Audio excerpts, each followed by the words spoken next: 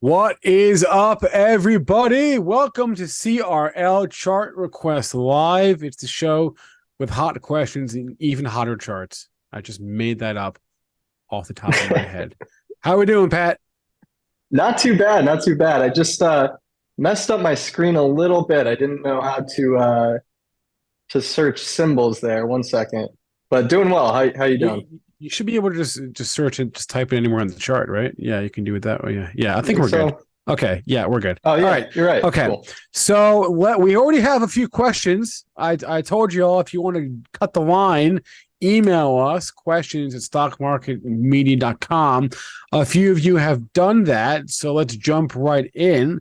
Let's start with this question from Eric. He is asking about is it VC or Vici? I don't know. VICI. It's a REIT. You and I talked about these REITs yesterday on the Buzz. REITs seem to be hot for whatever reason. Don't know why, but this is another one.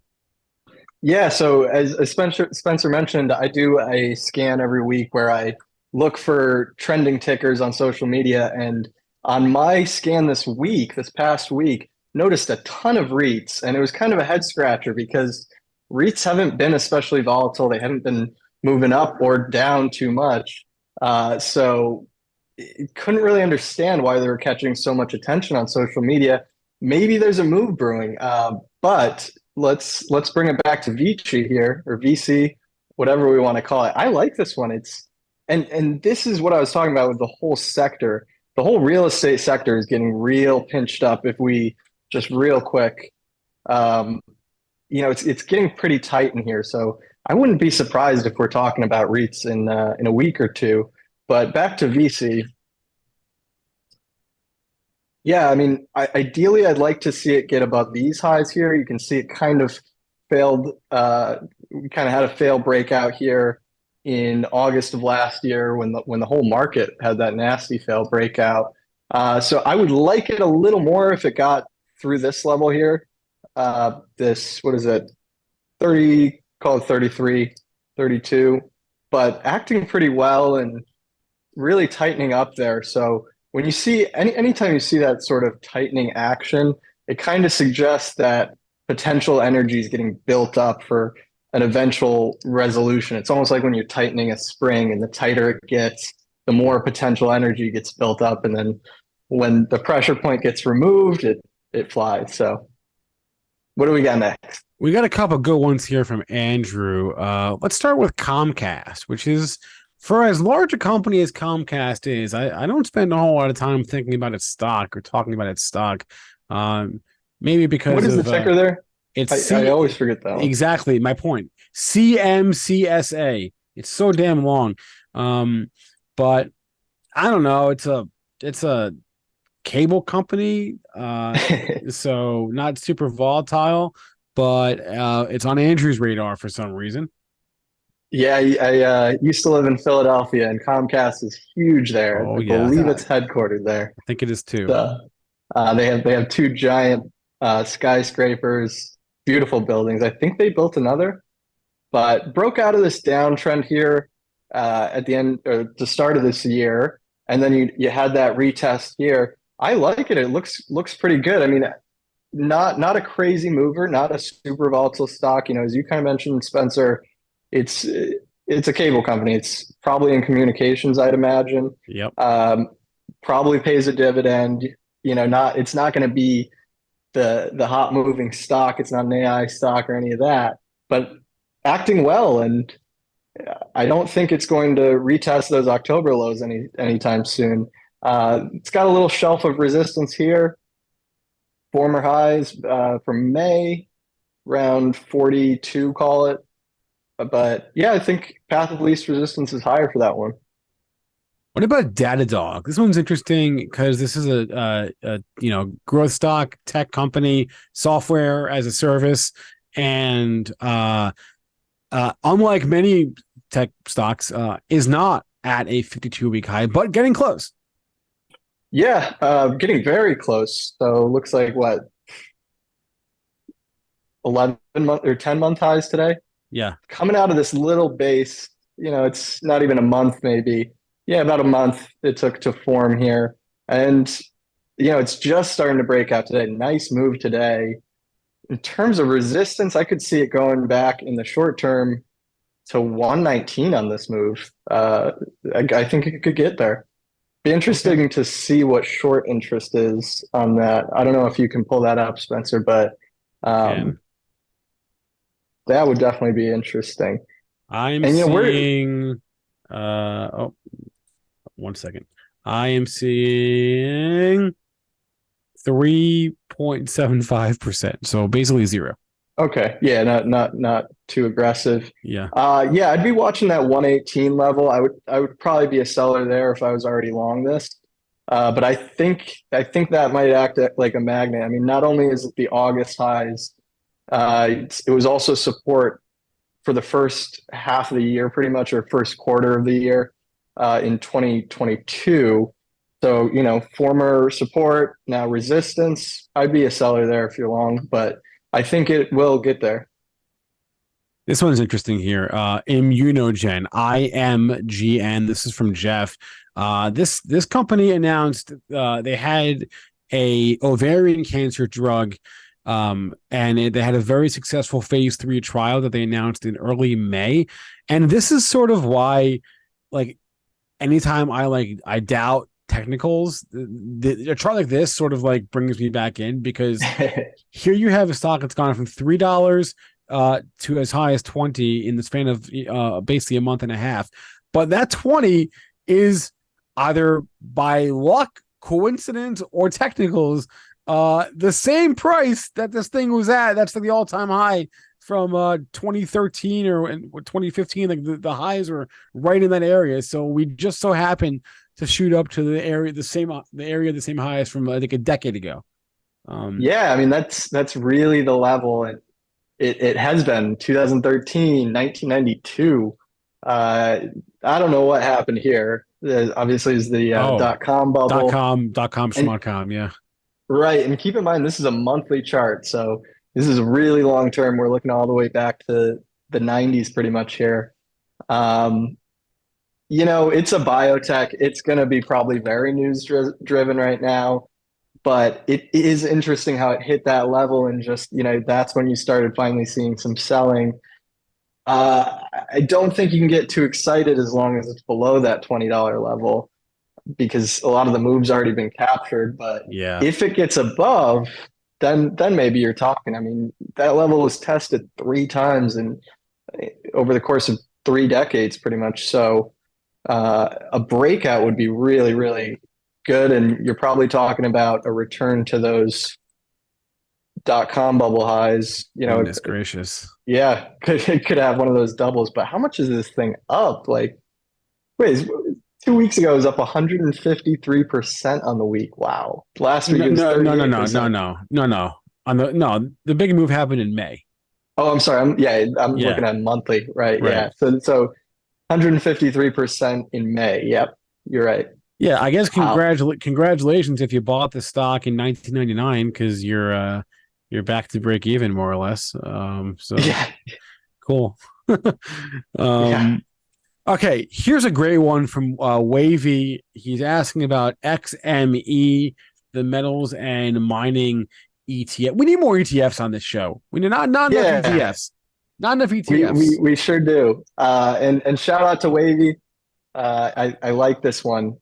XME was one that was really hot last year, but then it kind of disappointed a little bit. It didn't carry as much as it looked like it was going to, because it consolidated here for months above these former highs, and that's pretty much all you got here. This little spurt, but since then it's kind of tightening up a little bit here. I would wait for a breakout of this one, of this top one. But you see that kind of action where it's tightening up. I would wait for a trend line break, and also I'd like to see it above those February highs. But I think it'll work higher. Uh, Along with XME, one that's getting a lot of attention is LIT, which is the lithium and battery tech ETF. I like this one a little bit more. to me, I know they're not the same, but I always kind of group them together. XME, Lit, URA. Even I'm not even sure why they're all kind of material type ETFs, but I like this one a lot. So this was the 38.2% retracement. So it surged out of COVID, like a lot of things, and then retraced about 38.2% of that. And now we're breaking that trend line that's been in place for about a year and a half. And it looks like it'll go higher. It's around 67 now. Next stop is probably 73. Beyond that, 82.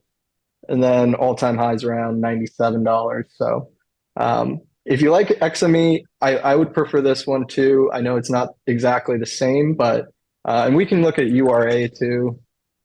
Similar looking kind of chart. Hey, Hasn't broken out. Pat, Yeah. let's start typing out the symbols like in white space on the chart so everyone can see clearly what chart is what. Sure. Can we just just get a text box? Yeah. Perfect. Yep. Or I'm sorry, that's not the correct symbol. URA. Cool.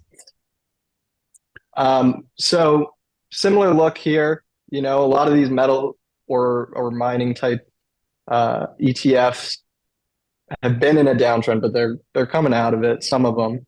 I think this one will eventually resolve higher too. It held those former highs, had numerous chances to break down, but it held. So I think at least resistance is higher. Okay, we don't normally talk about stocks below a certain market cap threshold, but we got a very nice email from Phyllis, and so I will read her email and then ask about the ticker. So she goes, I'm interested in your chart analysis of Pennant Group, ticker PNTG. Chart looked promising a few months ago, but my position has been in the red. Maybe it will get going along with healthcare, or is it time to dump? PNTG is the Pennant Group. This is a $330 million company. They seem to be in the senior hospitality industry. So think independent living, assisted living, memory care, that type of thing. That's this industry right now. Okay. Let's see. Just getting it set up here. Not the best looking chart here. There's so many stocks that are strong and breaking out right now, and this one really hasn't picked up much. Still kind of hovering near the lower end of its range. Looks like it went public in 2019. Not great timing, or maybe actually, depending on your point of view. Yeah, right. True. So I can't say I like this one too much. I'd like it to at least build a little bit more of a base here, start to see it getting above some of last year's highs. But as long as it's kind of in this downtrend and hanging out towards the low end of the range, there's not too much to like about this one. All right. There you go, Phyllis. We obviously can't tell you what to do, but I hope that helped. A couple people in the chat talking about Mattel. Obviously, this came up yesterday on the Buzz. I brought this up last week when I mentioned that I bought the stock.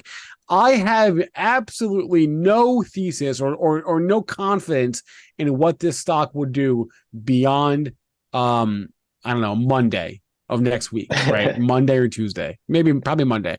This movie opens on Friday, and my thesis is that it's going to be a buzzy type of situation, and that can often be the catalyst for the stock to move. Obviously, the stock has done what it's done in the last couple of weeks. The more every day that passes makes me think more and more that this is going to be a sell the news situation, and I should probably sell this thing on Friday or Monday at the latest. So that's where my head is at. I was very confident for a stupid reason, but very confident in the stock this week and last week. I have no confidence in the stock beyond Monday. So yeah, I mean, so it's up. It looks like 11 out of the past 13 days. So it is on a rip. I would like to see it close above this level. It got up there earlier this morning, but 2150. I would like to see it close above there. but just a relentless rally. And longer term, today on the morning show, I saw JC had thrown this one up, and I didn't even zoom out far enough on Mattel, but sorry, one sec. Yeah. That's a pretty important long-term level. So if it gets above there, I think you're probably talking about the 2022 highs around 26. But it looks like it's doing well. And it also held it tested the pre-COVID highs earlier this year, and it held them. So it had its chance to break down, and it didn't. So there's information in that fact right there alone. You can see right here in March, kind of tested that, and then boom. Also recently broke out from a downtrend if we look on the daily.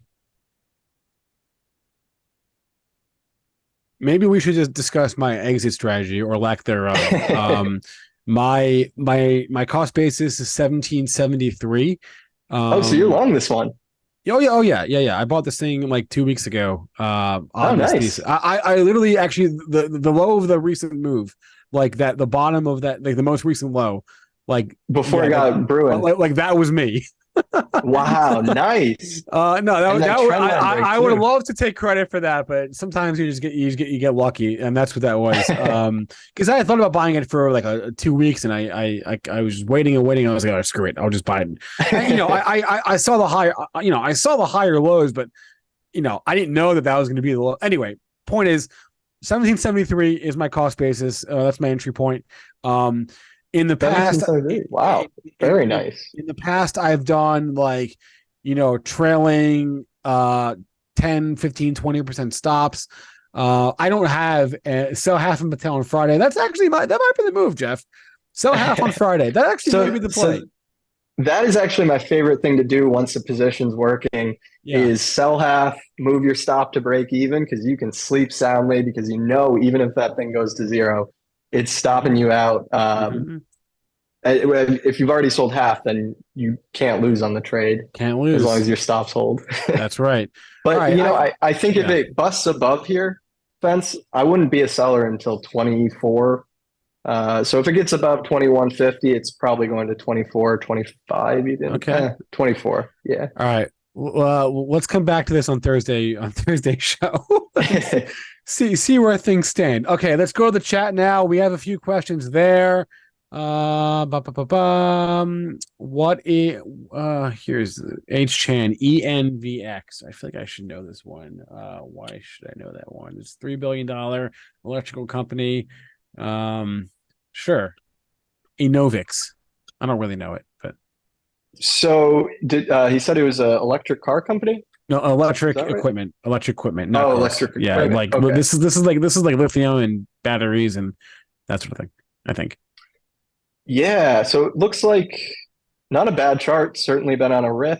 Bottomed out at $7 a share last year, and that was a fail breakdown. So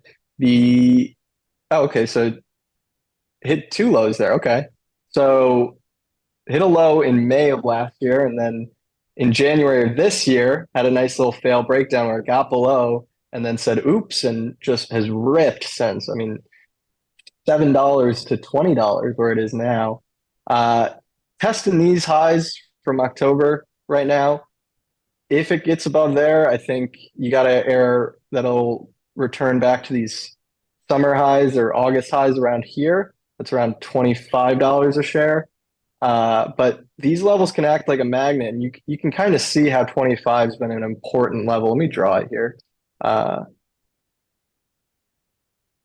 Yeah, 25 has been at a pretty important level throughout the stock's life, really.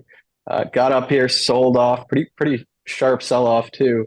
And even when it started to fall, you saw it took a while, probably a month or so, where it was flirting with this level and, threatened to break down a few times. And then finally, once you got the resolution, you saw a huge exit out at that level. And again, just multiple times tried to get through it, couldn't, and then ultimately resolved lower. So, those key levels can often act like a magnet. Now that it's moving higher, I mean, it got from 7 to 20. 20 to 25, totally doable. What about PayPal? Oh, PayPal. Alex is looking to scoop and score on PayPal. Okay, yeah. I mean, you said it. You already know the pattern that's there. And this one really fell last year. This one fell a lot more than most tech stocks, I guess. I mean, hard to group them. Everything got crushed last year, but I was pretty amazed at how much PayPal fell last year. So Spencer mentioned the scoop and score. What he's talking about here is a fail breakdown. We saw in that last chart uh, where a fail broke down, then led to a massive rally. You're hoping for a similar situation here, and I think you'll probably get it, given how strong the rest of the market is and how PayPal hasn't really made such a comeback lately, along with the rest of it. Maybe the comeback is due. So if it's above that 70, call it 71 level, then it could easily go back to, I think first stop is probably 85, then 100. And yeah, I mean we'll cross those two first and then let it go higher and look for higher price targets there. But definitely looks like this one is ready to rip. All right, Dan, I see your AUR, Aurora. I did not know what this was, so I put up the chart, and I didn't even need to look up the company. I could tell by the chart that this was a SPAC, okay? And sure enough, it was. This is an autonomous vehicle play, autonomous trucking and ride hailing. That's what they do. AUR is the ticker. And the chart looks like just actually very similar to nearly every other SPAC from the last 2 or 3 years. Frankly, that being said, it's gone from $1 to $3 in the last couple of months. So I guess that's something. Or last 6 months there, but I guess that's something. I don't know. Yeah, I mean, I tend to stay away from stocks under $5, but if you're comfortable with it, doesn't look awful. I would want to see it get above this 325, but I'm glad someone brought up a autonomous vehicle play, because that's one that I've been noticing show up, or a theme that I've been noticing show up on the Buzz, Interesting. the social media scan we do, and a few other places. They really look like they're firming up. Like if you look at DRIV. This is the autonomous and electric vehicle ETF. Looks kind of similar, right? So it's testing these August highs here, actually breaking out right now. Rather than get involved in a stock like that, I'm sorry, what was the ticker of that one? AUR? AUR, yeah. Yeah. So and this is just my personal preference. I would rather play the entire group. If you're playing AUR because you like driverless cars or something like that, I would just prefer to do it in a more diversified way. And you're still getting that upside there. But reminds me of I guess my point here is the entire group, that entire theme, driverless and electric cars, is making a nice comeback here. You could also look at IDRV. It's a similar ETF, but different components, look similar, and the ticker itself is very similar. Yeah, a lot of these are breaking out. Neo, Rivian especially. Yeah, Rivian. Yeah. That seems like it's been a short squeeze. I mean, that type of move where it's just vertical. I saw an article. They were speculating it was actually options buyers. Or wait, Oh, no. okay. Well, wait, wouldn't it be option sellers? Because that would be a gamma squeeze if it was option sellers. You know what? I don't even know when it comes to that stuff. I know it does. The whole gamma squeeze stuff.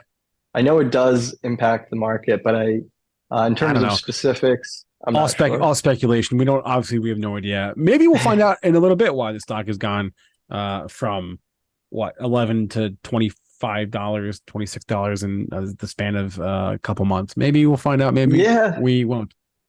And I got to tell you, I've been seeing a lot of Rivians around. Yeah, Really? you hear a lot. Yeah, I mean, so I'm in California, but um, you hear a lot about it, all these companies, like all these EV companies, Neo, whatever it is. But seeing them actually in action and seeing a lot of them too, or not a ton, but not few either. So And Dan noted the volume spike in June in AUR. To me, that's either big accumulation buyer coming in or big seller coming out. But there's no way to know, sadly. we'll never know. Yeah, I was gonna say. Because they're so good at trading at the VWAP and not moving the price, these institutions. So I don't know. Let's do one more here. Let's do Finch, FNCH. Oh wait, no, I don't want to do that one. That's what the hell is that? That chart looks funky. Oh, they just did a reverse split. No, thank you. I got one I wanted to look at. Sure. And this is one I've brought up several times today, but a lot of people are watching ARK right now, ARKK. That one's breaking out to, I think, 10-month highs today. This is ARKF. Let me just put that on the screen here. It is the FinTech Innovation ETF from ARK. And similar look to ARKK, but ARKF has a little bit cleaner of levels if you're trading this breakout. You can see it got above that shelf of resistance there around 2150. And I think this one ultimately goes higher back towards 30. And it could do so pretty quick. And you kind of have, whether you want to call it a base or head and shoulders, you kind of have both here, which is nice if you're a bull. You got boom, boom. And we can take a look at ARK too real quick.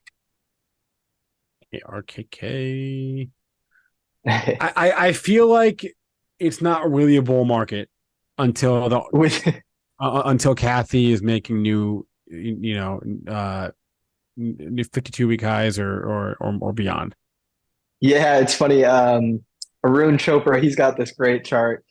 I don't know if you remember a few months ago, Kathy, and not to pick on her, but I don't know if you remember, she came out and called ARK the new NASDAQ. And that was right here. Right here at these February highs. And we actually just got above it today. But up until then, it certainly wasn't the NASDAQ, because the NASDAQ was really just flying. Yeah. And this one, and you kind of alluded to it.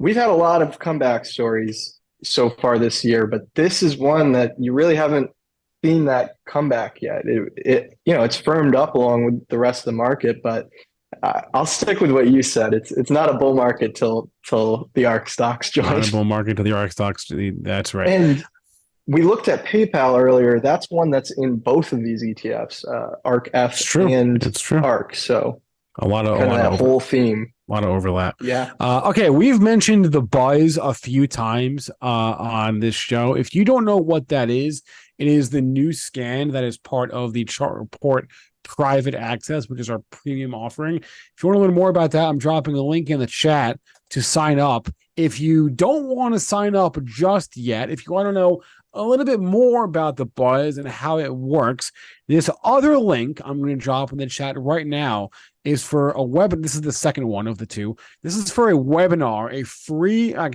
live event tomorrow evening. We're going to record it, so if you can't be there, don't worry. Tomorrow evening at 7 p.m.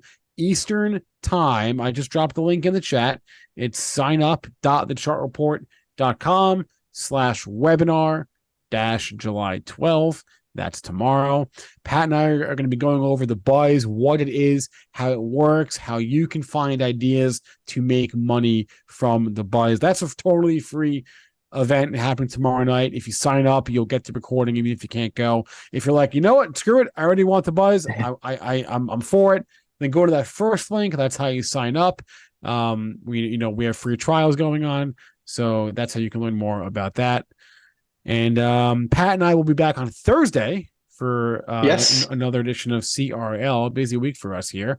So that's a wrap on this show. Everyone, thanks for the tickers. As always, thank you. If you want to cut the line, the request line, email us questions at stockmarketmedia.com. I usually respond, and we try to hit all those questions before we get to the questions in the chat. That's a wrap. Pat, have a good one. Everyone, have a great rest of the day. And thank you guys for watching and sharing those awesome tickers with us. We're off. See you next time. All right, thanks.